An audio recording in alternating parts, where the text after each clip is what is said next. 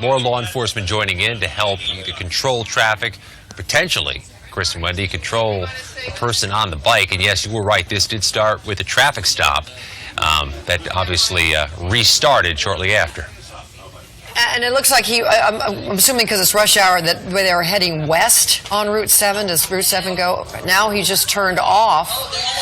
I guess because traffic is so bad, he's going back in the other direction where he has roads are clearer and he has better access. I believe he's going westbound on eastbound lanes now. I think he's going against the normal flow on that road.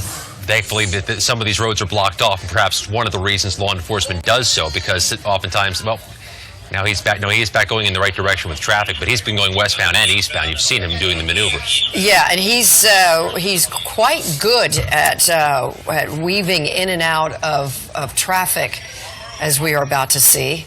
He's been doing this quite a bit. But where is he going to go? Where is he going to go? Well, that almost looked like there were some officers on foot there who had gotten out of the car over to the side. And there he goes. We had talked about he slows down and then he really hits the gas. And there he is accelerating extremely fast down the road again. And it looks like he's going into traffic. He's done that several times. He's gone opposite the flow of traffic, rush hour or not, obviously a dangerous maneuver. Yeah, not only for him, Scott, but for all those motorists out there who could hit him, who could hit another car or truck trying to avoid him. And it looks like he's in the median. You know what Route 7 would be like. Road, rather. If this were not a federal holiday, you can imagine what Route 7 would be like. Far more congested. Exactly. And there's still plenty of cars out there anyway, because I guess a lot of offices, people do have to go to work in their private offices. And, of course, the thing that's making this even more dangerous is with daylight saving time, it's dark. It's pitch black out there now, not even 5:30 in the afternoon. And you can see in some stretches of this road when he's going, the only thing you're seeing is that headlight in about 10 to 15 feet in front of it. And it looks like he sort of went off on a side street. I have a live perspective on this. You're seeing a 30-second delay. We'll obviously be able to notify you if there's something we don't want to show.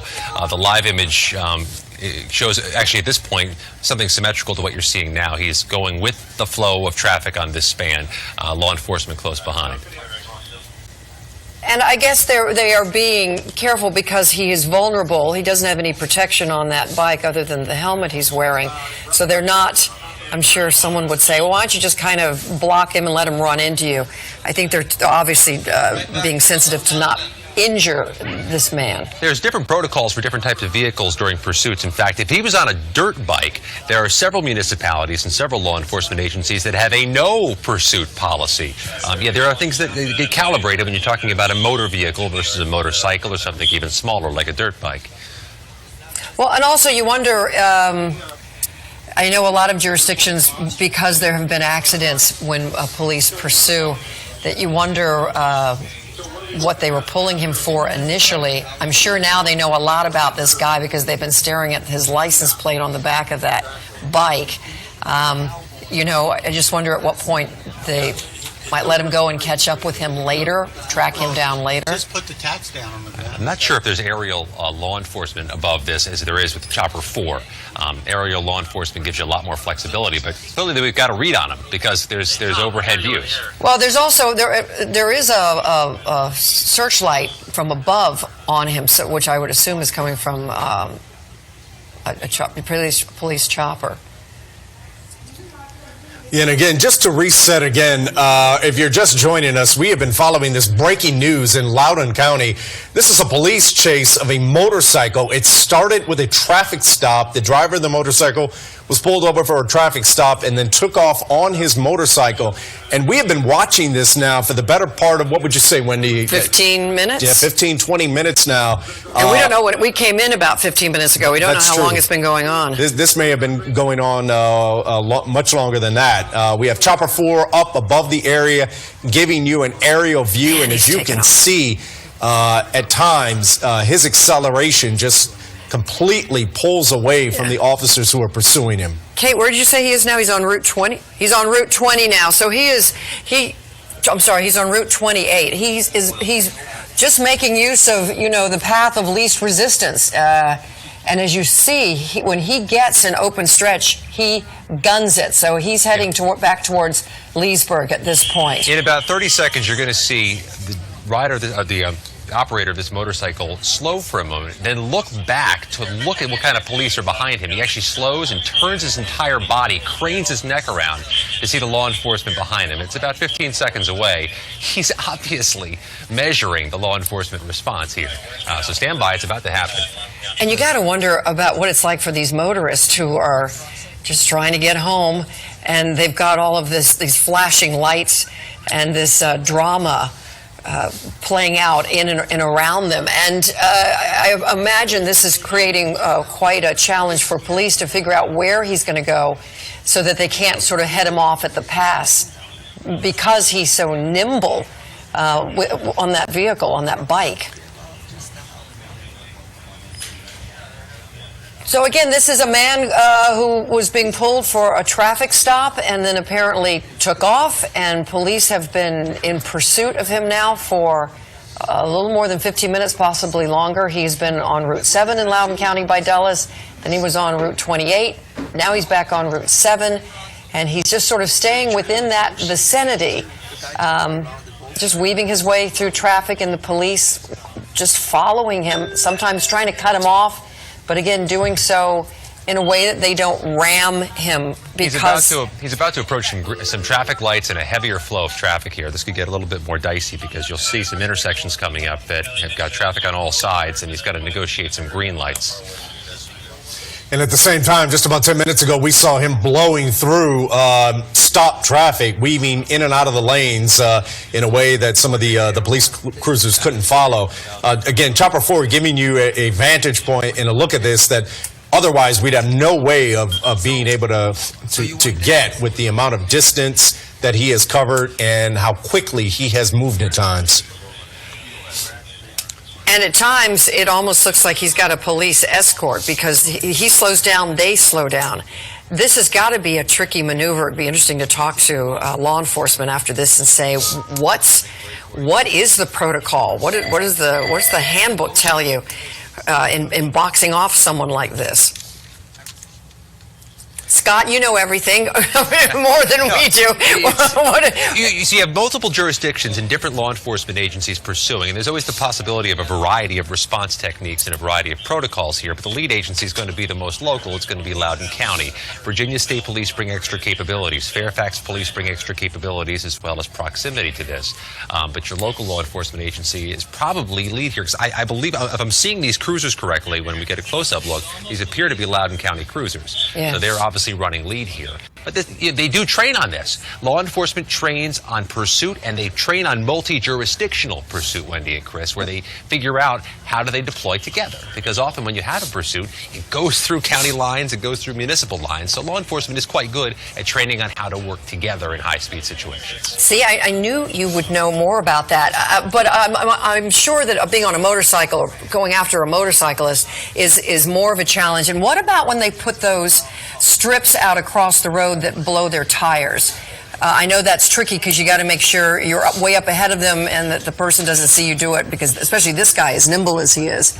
When it comes to, again, my reporting's been on dirt bikes, which are obviously smaller and more vulnerable than motorcycles, but I know one of the reasons they have a no pursuit policy for dirt bikes is because you can't do things like that, Wendy. You can't use stop strips. You can't use some of the deterrents you often use in other high-speed pursuits. This may be trying to thread the needle here. We have a motorcycle, not as small and vulnerable as a dirt bike, but also not as sturdy and perhaps stop stripable as a vehicle. Right, especially with someone who, as you said, is negotiating all of the different roads out there and negotiating the traffic, whether it's been stopped. I've seen him go through intersections where he doesn't have the light, and he's able to still, as you said, just thread the needle of the cars going through, and bam, then he hits it and floors it. I think people who commonly travel Route 7 in Loudoun County would tell you this bears no resemblance to traditional 5:35 p.m. traffic on Route 7 on a weeknight. This is far from rush hour. It's the nature of Veterans Day. It's the nature of a federal holiday. Of course, that gives openings, for a pursuit. When you have a lesser traffic volume, you've got more potential and more flexibility to move through. But I believe we've been told by law enforcement they've been doing some blockades in certain areas on traffic to mitigate and minimize the risk to other drivers. Yeah, we've seen that, Scott, where at times the driver is just driving unimpeded on relatively empty stretches of road. So you can see that there are points where police have been able to stop traffic and block it off. He's about to, Chris, I believe he's about to pass an interchange or on-ramps to Route 15. So you're getting into that area of Loudoun County. If I know Loudoun County well, when you get closer to Route 15 and 7, you're getting to heavier volume areas. You're getting to more populous areas, have more trafficked areas. Okay, I'm hearing from our technical director, Tripp, to ask about a pit maneuver. Do you know what that is? No, but we'll try to find that out. Well, maybe we should go interview Tripp in the control room. Well, you can see right there, you can see that heavier traffic that Scott was just talking about, and you can see he has slowed down considerably compared to the speeds that he was at just a couple minutes ago. I'm not sure if there's any communication between some of the officers who are in pursuit and the motorcycle driver himself, but it appears to me that he is slowing down and the officers are slowly trailing him as he moves through this area, and he's just past that light, and there he goes again, making a left-hand turn and now going the opposite way once again. We saw this just about 5 minutes ago. Pit maneuver, Wendy, would be a way where you force the operator of the vehicle being pursued to go sideways. Perhaps not to spill, but to take a sideways maneuver, which obviously stops you, at least momentarily, and gives law enforcement an opportunity to try to pin you against a door or just stop you by hand. So a pit maneuver would actually try to force you to go perpendicular to the way you want to go. Well, my goodness, now I'm wondering why they're not trying a pit maneuver. Motorcycles do change the game. Yeah, you can see the difference in how nimble he is. When he gets to some of these intersections where there's a tremendous amount of traffic, he's just riding the lanes. I mean, he's cutting right down the middle, whereas some of the cruisers have to go around that traffic. So, it's definitely a different situation than if they were, in pursuit of a car that could get blocked up at some of these congested areas. He's about to approach a pretty sharp turn here, and there's going to have to be, with the way law enforcement's kind of husbanded next to him, he's going to have to try something relatively daring to get around this next turn. I think you're about to see it. You see, they're pushing him to the left turn only lane. Look how sharp this is. Hey, that's He's up to get around. Now, call me crazy, but what would happen if they just gave up this pursuit? They have his license and just caught up with him later, rather than allowing this to create this kind of havoc over over all these miles in the community. What's the protocol on that? What if everybody just went back to their business and they went to his house and caught him later? Though we were told that this was initiated because of a traffic stop or something that happened during a traffic stop, it's hard to know the other mitigating factors law enforcement saw during that traffic stop. Pursuits that begin with traffic stops often having what they call amplifying factors, other things that might have caused them to want to pursue. So it's hard to make that determination now.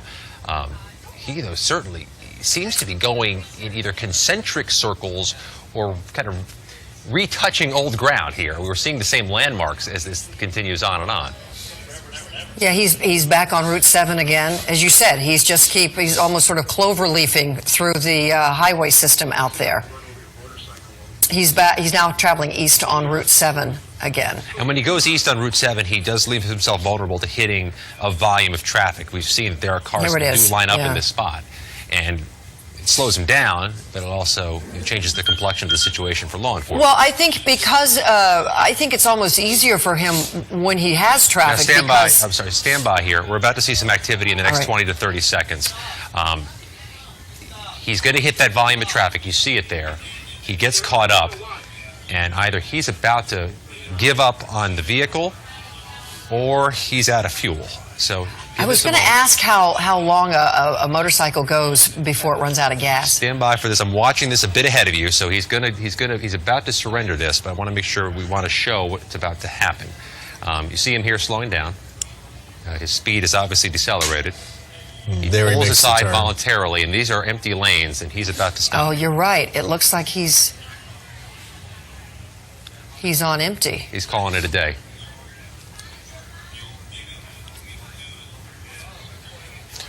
You'll see cruisers come in from both directions.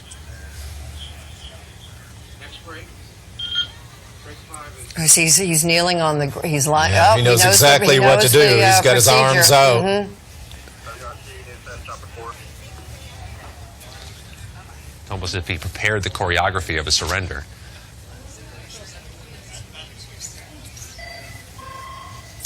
You know, you have to tip your hat to law enforcement. I know that there are policies in terms of, you know, did they pull somebody over for a felony offense? Was it a DUI? So I know some of that are mitigating circumstances as to, you know, how and when they pursue, but you definitely have to tip your hat because they are obviously balancing the need to apprehend this man with the need to protect public safety and all those other drivers that are out there on the road. Which is always the challenge when you are in a pursuit. Because we've seen pursuits throughout history here in this town, you know, turn out very tragically, and often for the innocent people who are just on the roads when the person is being pursued. You know, it's interesting. You'll get a better look at this in a few moments, but you'll see the traffic to the right of this when you see the brake lights. They're just going on with their drive. I mean, there's quite a show happening to the left, but they're going to keep going on their way home this late evening. Well, since what was it? You know, 1994. I think we're just.